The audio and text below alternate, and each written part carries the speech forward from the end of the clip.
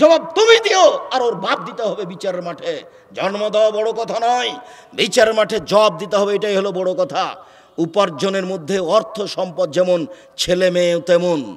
দিন কাটাচ্ছে মাঠে এসে, আর বাপ তাসবিহ পাঠ করছে লন্ডনে, মেয়ে এসেছে এখানে ঢাকা বিশ্ববিদ্যালয়ে পড়ে, আর একজনের সাথে প্রেম করে দিন কাটায়, আর বাপ চলে গেছে তাবলিগে লন্ডনে, ওখানেও তাসবিহ টিপছে। দুই তাসবির বিচার হবে বিচারের মাঠে। অত সহজ নয় বিচারের মাঠ। আলিয়াউমা লা তামলিকু নাফসুন লিনাফসিন শাইআ ওয়াল ইয়াউমা ইয়াউমাজিন আল আমরু ইয়াউমাইজিন আলিয়াউমা লা তামলিকু নাফসুন লিনাফসিন শাইআ ওয়াল আমরু ইয়াউমাইজিন লিল্লাহ। আল্লাহ বিচারের মাঠে বিচার শুরু করার পূর্বে বলবেন, আজ কেউ কারো কোনো উপকার করতে পারবে না, আজ কেউ কারো কোনো কাজে আসবে না, একচ্ছত্র মালিকানা আমার হাতে। বিচারের মাঠে তিনি বলবেন, রাজা ধীরাজ আমি, দেশের রাজা স্বৈরাচারী স্বেচ্ছাচারী অহংকারী বদ মেজাজিরা কোথায়? আনা মালিকুল আমলাক, আমি হচ্ছি রাজা ধীরাজ। সেদিন এই কথা ঘোষণা দিয়ে তিনি বিচার আরম্ভ করবেন। সেদিন বাপ বেটি বুঝতে পারবে এইভাবে অন্যায় করা কি জিনিস, এইভাবে গার্মেন্টসের সময় কাটানো কি জিনিস। আমি মেয়েদের মান মর্যাদার বিরুদ্ধে কখনো বলিনি, আমি মেয়েদের মান মর্যাদার রক্ষার জন্যই বলেছি, তাদের বিরুদ্ধে আমি কোনোদিন বলিনি। তবে যারা এসব জায়গায় আছে জব তাদেরকে দিতে হবে, এ কথাই ঠিক। বরং আমি এ কথাই বলেছি, রাসূল সাল্লাল্লাহু আলাইহি সাল্লাম বলেছেন, মেয়েদের জন্য জান্নাতের সব দরজা খোলা, যদি মেয়েরা 4টা কাজ করতে পারে। যদি মেয়েরা 4টা কাজ করতে পারে তাহলে জান্নাতের সব দরজা খোলা। 1, 5 ওয়াক্ত সালাত আদায় করবে। 2, রমজান মাসের রোজা সিয়াম পালন করবে। 3, স্বামীকে মেনে চলবে। 4, জরুরি প্রয়োজন ছাড়া বাইরে যাবে না। 1, 5 ওয়াক্ত সালাত আদায় করবে। 2, রমজান মাসের সিয়াম পালন করবে। 3, স্বামীকে মেনে চলবে। 4, জেনায় লিপ্ত হবে না। যদি এই 4টা কাজ তারা করে যায় ঠিক মতো, তাহলে তাদের জন্য জান্নাতের সব দরজা খোলা। 1, 5 ওয়াক্ত সালাত আদায় করবে। 2, রমজান মাসের রোজা থাকবে। 3, স্বামীকে মেনে চলবে। 4, জেনায় লিপ্ত হবে না। যদি দুর্ঘটনা হয়ে যায় তাহলে আজ থেকে তওবা করতে হবে। মানুষ যদি তওবা করে তাহলে তার অতীতের পাপকে আল্লাহ নেকি দিয়ে পাল্টে পূর্ণ করে দেন। ওই পাপ নেকিতে পূর্ণ হয়ে যায়। তওবা করে কে? আল্লাহকে জেনে শুনে তার কাছে ক্ষমা চাই কে? সর্বশক্তিমান তিনি, ক্ষমা করতে পারেন তিনি, শাস্তি দিতে পারেন তিনি।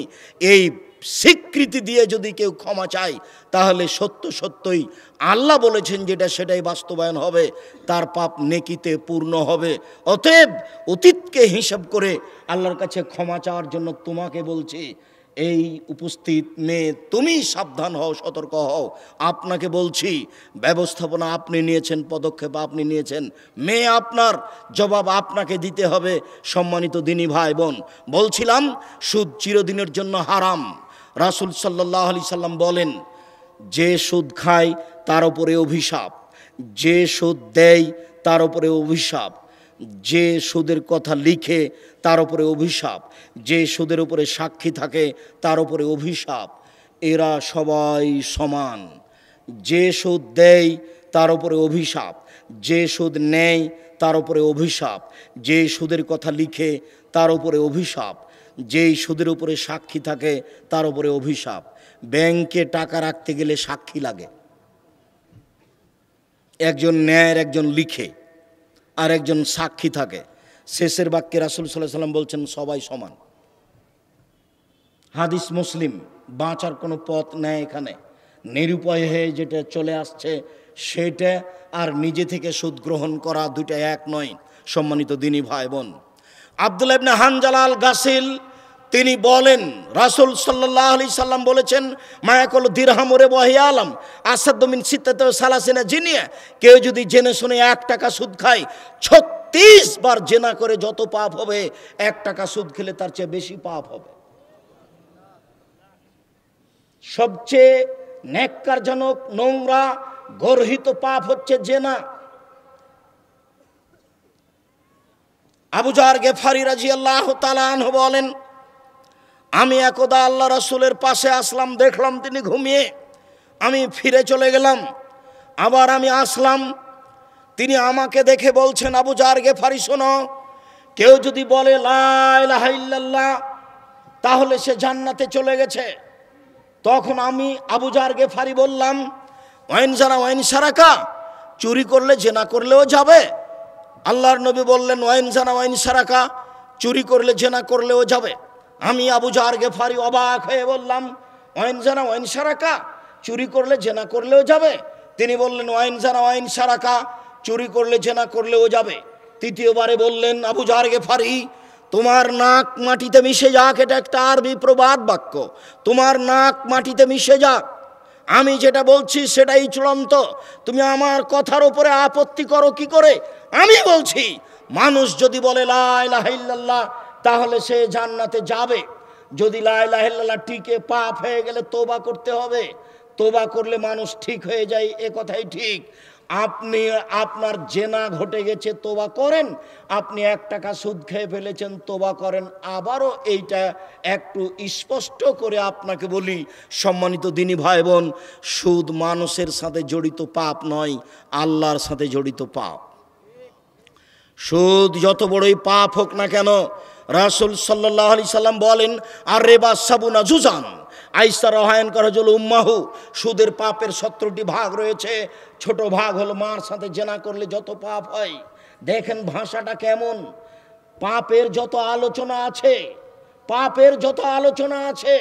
নামাজ না পড়লে মানুষ পাপী হয়, রোজা না করলে মানুষ পাপী হয়, গান বাজনা শুনলে মানুষ পাপী হয়, মহিলারা বেহায়া হয়ে চললে পাপী হয়। এই যত পাপের ভাষা আল্লাহর নবী উল্লেখ করেছেন, তাতে সুদ খাওয়ার পাপের ভাষা যেভাবে উল্লেখ করেছেন, এত কঠোর ও কঠিনভাবে, কেমনভাবে এই ভাষা তিনি আর কোনো পাপের ব্যাপারে উল্লেখ করেননি। যে 1 টাকা সুদ খেলে 36 বার জেনা করলে যত পাপ হয়, তার চেয়ে বেশি পাপ হবে। আবার তিনি বলছেন, সুদের 70টা স্তর আছে পাপের, সবচেয়ে বড়, ছোট হতে হতে হতে সবচেয়ে ছোট, বড় হতে হতে হতে সবচেয়ে বড়। সবচেয়ে সুদের ছোট পাপ হলো মার সাথে জেনা করলে যেমন পাপ হয়। দেখেন তো ভাষাটা কেমন। মানুষ কি সহজে মায়ের সাথে জেনা করবে? মায়ের সাথে জেনা করা কি যেমন তেমন কথা? এটি কোনো স্বাভাবিক কথা? এটি কি সমাজে বলার মতো হিসাব? এরপরে রাসূল সাল্লাল্লাহু আলাইহি সাল্লাম এইভাবে বললেন, তার মানে সুদের পাপটা কত ঘৃণিত ভয়াবহ পাপ। এরপরেও বলছি আপনাকে, মানুষের হক নষ্ট পাপ এইটা নয়। মানুষের বদনাম গীবাত করেছেন, যতদিন পর্যন্ত তার হাত ধরে ক্ষমা না নেবেন ততদিন পর্যন্ত এই পাপ ক্ষমা হবে না। দিন রাত কান্নাকাটি করলে, তওবা করলেও, রিকশাতে চড়ে বাড়ির পাশে গিয়ে নেমে রিকশাওয়ালাকে বলছেন কত টাকা ভাড়া, ও বলল 50 টাকা ভাড়া, 100 টাকা ভাড়া। ক্ষমতার ভিত্তিতে 1 থাপ্পড় মেরে দিলেন আর বলেন, এই বেটা 20 টাকা ভাড়া, তুমি 100 টাকা চাও, নাও 20 টাকা। 1 থাপ্পড় দিয়ে 20টা টাকা দিয়ে রিকশাওয়ালাকে বিদায় করলেন। বাকি জীবন যদি কাবা ঘরের গিলাপ ধরে কান্নাকাটি করেন, আল্লাহ আমি রিকশাওয়ালাকে একটা থাপ্পড় মেরেছিলাম, তুমি আমাকে মাফ করে দাও, মরা পর্যন্ত কাবা ঘরের গিলাপ ধরে কান্নাকাটি করলে এই পাপ ক্ষমা হবে না। রিকশাওয়ালাকে খুঁজে বের করতে হবে, তার হাত ধরে ক্ষমা নিতে হবে। রিকশাওয়ালা, আমি বুঝতে পারিনি গো, তোমাকে একটা থাপ্পড় মেরেছি, তুমি মনে কিছু নিও না, তুমি আমাকে মাফ করে দাও। এর বিকল্প পথ পৃথিবীতে নেই। শেষ পর্যন্ত যদি খুঁজে না পাওয়া যায় আর আপনি চিন্তা ভাবনায় থাকেন, তাহলে একটা পর্যায়ে বলা যায়, সেটা আবার আলোচনা। সেটা হলো এই যে কিছু পরিমাণ টাকা তার নামে দান করে দিতে হবে। মর্মে, আল্লাহ আমি রিকশাওয়ালাকে খুব খুঁজেছি, খোঁজার চেষ্টা করেছি কিন্তু পাইনি, আমি পাইলে তাকে সত্যিই তার হাত ধরে ক্ষমা নিতাম। যেহেতু পেলাম না, কাজেই আমি ক্ষমা চাওয়ার আশায় তার পক্ষ থেকে কিছু টাকা দান করে দিলাম, তুমি আমাকে মাফ করো। হতে পারে এটা মানুষের সাথে জড়িত পাপ।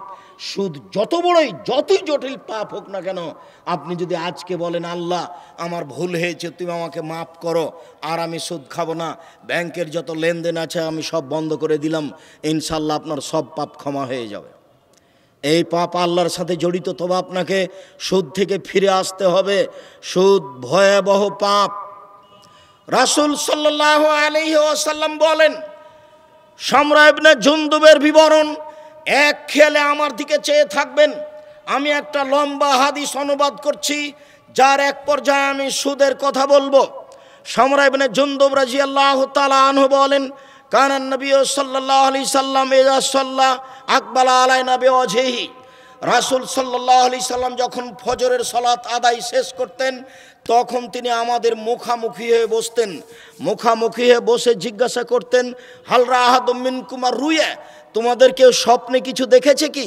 ফাইন রাহাদুন কাসাহা, কেউ যদি স্বপ্নে কিছু দেখতো তাহলে সেটা বলতো, জি হ্যাঁ আল্লাহর নবী, আমি এই স্বপ্নে দেখেছি। ফায়াকুলো মাশা আল্লাহ তাআলা, তখন আল্লাহর নবী ওই স্বপ্নের তাবির করে দিতেন, হ্যাঁ তোমার স্বপ্নের ফল হলো এই, তোমার স্বপ্নের ফল হলো এই, তোমার স্বপ্নের ফল হলো এই, এইভাবে তিনি তাবির করে দিতেন। ফাসালানা ইয়াওমান, একদিন ফজরের সালাত শেষে তিনি আমাদের জিজ্ঞাসা করলেন, হাল রাহাদুম মিনকুম লাইলাতা রুয়ান, গত রাত্রে তোমাদের কেউ স্বপ্নে কিছু দেখেছে কি? কুলনা লা, আমরা বললাম জি না আল্লাহর নবী, আমরা গত রাত্রে স্বপ্নে কেউ কিছু দেখিনি। তখন আল্লাহ রাসূল বললেন, শোনো, ইন্নী রাআইতু লাইলাতা রাজুলাইনি, আমি গত রাত্রে দুইজন লোককে দেখেছি। ফা আতায়ানি, তারা দুইজন আমার কাছে আসলো। ফা খাজা বেয়াদাইয়া, তারা দুইজন আমার দুই হাত ধরে নিল। ফা আখরার জানি লারজিন মুকাদ্দাসাতিন, তারা আমাকে বাইতুল মুকাদ্দাসের দিকে টেনে নিয়ে যেতে লাগলো। তারা দুইজন ধরে আমাকে টেনে নিয়ে যাচ্ছে, আমিও চলে যাচ্ছি। যেতে যেতে ফা আতাইনাল রাজুলিন, হঠাৎ একটা লোকের কাছে চলে আসলাম, দেখি লোকটা বসে আছে। অরাজুলুন কায়েম, একটা লোক তার পাশে দাঁড়িয়ে আছে। অফিয়াদিহি কাল্লুবুন, তার হাতে একটা লোহার বাঁকা লাঠি রয়েছে। ইদখুলু ফি সিদকিহি, ওই বাঁকা লোহার লাঠিটা তার মুখের ডান দিকে ঢুকিয়ে দিচ্ছে। ফায়াশুক্কুহু, তারপর ডান দিক চিরে ফেড়ে ফেলছে। এইভাবে নিয়ে যেতে যেতে পিছন দিকে নিয়ে যাচ্ছে। ফা ইয়াউদু ওয়াফল মিসলাহু ফায়াশুক্কু সিদকুল আখার, আবার এটা লাঠি নিয়ে যে বাম দিকে লাগাচ্ছে, এই বাম দিকের মুখকে চিরে ফেড়ে পিছন দিকে নিয়ে যাচ্ছে। তারপরে দিক থেকে লাঠি খুলে ডান দিকে নিয়ে আসতে আসতে দেখা যাচ্ছে যে ডান দিক যেমন ছিল তেমন পূর্ণ ঠিকঠাক হয়ে গেছে।